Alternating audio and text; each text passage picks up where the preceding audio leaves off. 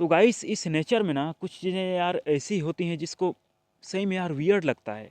जैसे इस जो मैं आज जिस टॉपिक में मैं बात करने वाला हूँ, नाम है कंजर्वेशन लॉ ऑफ मोमेंटम। इसको ही देख लो। इस पे जो है मोमेंटम हमेशा कंजर्व रहता है, लेकिन यूनिवर्स इसको कैसे करता है? अब ये तो एक फिलोसॉफिकल क्वेश्चन है मेटाफिजिक्स की तरफ से, तो इस पे तो हम वैसे उतना जाएंगे नहीं। तो आज मैं बात करता हूँ कंजर्वेशन लॉ ऑफ मोमेंटम के बारे में।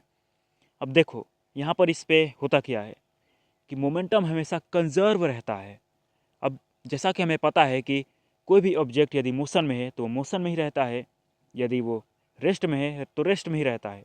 तो यदि मैं यहाँ पर यदि एम्प्टी स्पेस होता और 1 किलोग्राम की यदि मैं वस्तु को, ऑब्जेक्ट को मोशन में कर दूँ तो हमेशा के लिए मोशन में बना रहेगा। तो यहाँ पर बात आता है कंजर्वेशन लॉ ऑफ मोमेंटम के बारे में। मोमेंटम क्या है? मास टाइम्स वेलोसिटी। तो यहाँ पर उसका मास भी है और उस पर वेलोसिटी भी है। तो वो हमेशा उसका जो वो न्यूटन फर्स्ट लॉ के जरिए उसका मास और उसकी वेलोसिटी हमेशा कंजर्व रहेगी, उसका मोमेंटम। तो यहाँ पर देख रहे हो कि न्यूटन फर्स्ट लॉ से ये डिराइव्ड हुआ है कंजर्वेशन लॉ ऑफ मोमेंटम, क्योंकि न्यूटन ने तो बता दिया कि भाई हमेशा ऑब्जेक्ट मोशन में है तो मोशन में ही रहेगा, रेस्ट में है तो रेस्ट में ही रहेगा, बिकॉज ऑफ इनर्शिया। तो यहाँ पर जो मोमेंटम भी है वो भी हमेशा कंजर्व रहता है, क्योंकि वो मोशन में तो है ही, तो उसके साथ में साथ मास भी है। तो आप देख रहे हो कैसे नेचर इन सब को बैलेंस किए रहता है एकदम से। जो है ये मोमेंटम वो हमेशा कंजर्व रहता है, उसके अंदर वो मोमेंटम हमेशा के लिए बना ही रहेगा जब तक कि उस पर बाहर से उसको चेंज करने की कोशिश ना किया जाए। और यही कंजर्वेशन लॉ ऑफ मोमेंटम है। और इसके बाद दूसरा चीज़ डिराइव्ड होता है कंजर्वेशन लॉ ऑफ मोमेंटम से, वो है कोलिजन्स।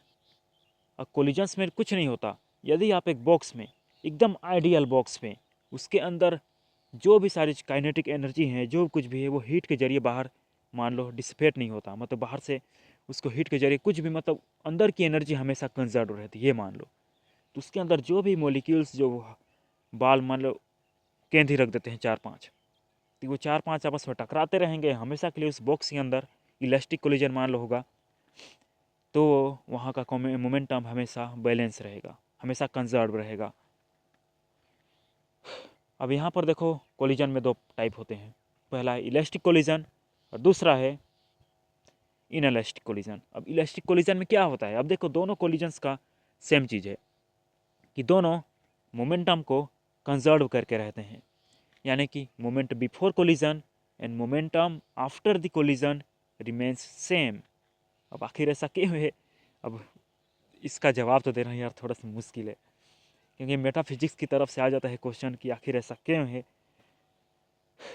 तो इसका तो मैं भी दे नहीं पाऊँगा जवाब, और शायद किसको भी नहीं पता ये सब इनर्शिया क्यों आता है ऑब्जेक्ट्स में। इस इनर्शिया को यदि समझ लेना मेटाफिजिक्स से तो बात बन सकती है इन सब की। तो मैं यहाँ पर बात कर रहा था कोलिजन्स के बारे में। तो चलो बात करते हैं इलास्टिक कोलिजन के बारे में।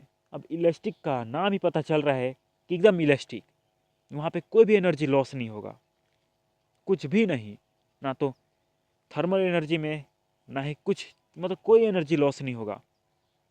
मान लो 2 ऑब्जेक्ट यहाँ से, मान लो इसका 1 किलोग्राम है, इधर से यदि मैं बॉल फेंकता हूँ इधर से भी 1 किलोग्राम, और दोनों एकदम आइडियल बॉल हैं और दोनों आपस में टकराते हैं ऐसे आके, तो दोनों एक ही सेम ही वेलोसिटी में है। तो यहाँ इसका भी वेलोसिटी मोमेंटम इसके मोमेंटम के बराबर है, लेकिन बस ये दोनों का अपोजिट है।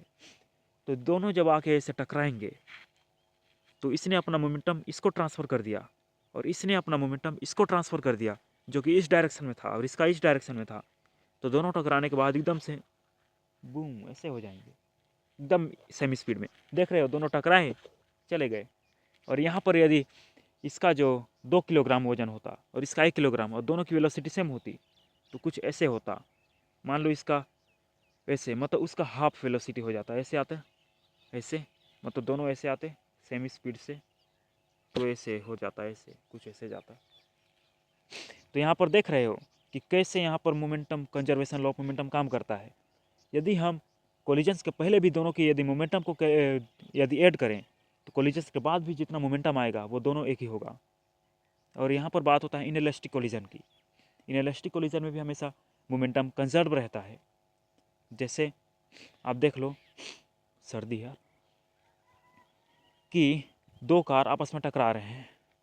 अब इनएलास्टिक कोलिजन में ऐसे कुछ होता नहीं कि एकदम से आके ऐसे, इस पर एनर्जी लॉस बहुत ज़्यादा होता है। इससे भले ही हम बोल दें कि मोमेंटम पहले आफ्टर ऐसे, लेकिन इसमें एनर्जी लॉस तो होता ही। लेकिन मान लो आइडियल, एकदम आइडियल मान लेते हैं, जो दो बॉल हैं, मास 100 किलोग्राम, उसका भी 100 किलोग्राम, दोनों सेम स्पीड से आ रहे हैं, तो दोनों का जो मोमेंटम था जो पहले था वो आफ्टर दी मोमेंटम दोनों का हो जाएगा बिल्कुल सेम, बिल्कुल इलास्टिक कोलिजन की तरह। अब इसमें देखो एनर्जी लॉस तो बहुत ज़्यादा होता है, क्योंकि यदि दोनों ऑब्जेक्ट टकराते तो नेट मोमेंटम जीरो हो जाएगा, क्योंकि दोनों आपस में चिपक जाएंगे एकदम से, वो भी एकदम से चिपक जाएगा, उतना ज़्यादा मोमेंटम उसके अंदर है। तो यहाँ पर वो जो है, अब तो जो कि चिपकते क्यों हैं, क्योंकि उसके अंदर का जो एटॉमिक स्ट्रक्चर है वो एकदम से डिस्ट्रॉय हो जाता है, मतलब डिस्टॉर्शन उस पर पैदा होता है। तो यहाँ पर तो फ्रिक्शन तो होगा ना, तो वही फ्रिक्शन क्या होता है कि हीट को रेडिएट कर देता है हीट में, तो उनका जो मोमेंटम है वो हीट एनर्जी में चला गया। तो इसलिए यहाँ पर दोनों ऑब्जेक्ट होते हैं उनका मोमेंटम तो एकदम से कम हो गया हीट एनर्जी के चलते, तो यहाँ पर वो दोनों चिपक जाते हैं। अब बिल्कुल ऐसे ही, मतलब इलास्टिक कोलिजन की तरह ये भी।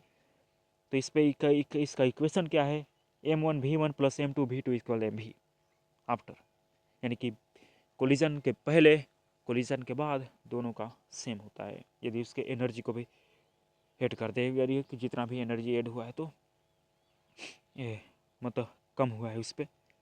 तो इनएलास्टिक कोलिजन में दोनों ऑब्जेक्ट जैसे दोनों ही, इसमें ज़्यादातर यही बात है कि दोनों आकर के चिपक जाते हैं। जैसे यहाँ से मैं यदि 3 किलोग्राम और इधर से 5 किलोग्राम ऐसे कुछ करता, तो ऐसे जाके दोनों ऐसे टकरा जाते हैं, ऐसे बिल्कुल उनका जो मोमेंटम है ऐसे बस टकरा जाते। और उस पर इलास्टिक कोलिजन में क्या होता था, ऐसे जाता, अपना मोमेंटम ट्रांसफ़र करता, ये धीरे हो जाता है और ये एकदम से फास्ट हो जाता, क्योंकि उसको और ज़्यादा मोमेंटम मिल गया, वेलोसिटी।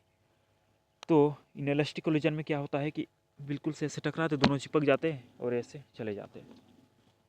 तो इनएलास्टिक कोलिजन यही है कि इस पे ऑब्जेक्ट जो है वो एकदम से अलग नहीं होते, इस पे आके चिपक जाते हैं, बस यही है।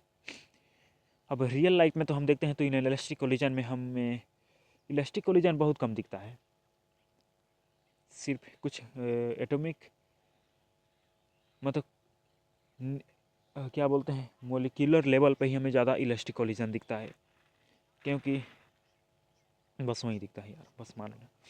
तो अब देखो, मैं हमेशा बोलता हूँ कि मानो मत, कुछ जानने को मतलब उसको समझने की कोशिश करें, लेकिन इलास्टिक कोलिजन हमेशा मोलिकुलर वर्ल्ड पे ज़्यादा दिखता है। तो कोलिजन्स तो हो गया, अब क्या, अब वीडियो बंद करता हूँ, आगे एनर्जी में पहुँच रहा हूँ, एनर्जी के बारे में बात करेंगे।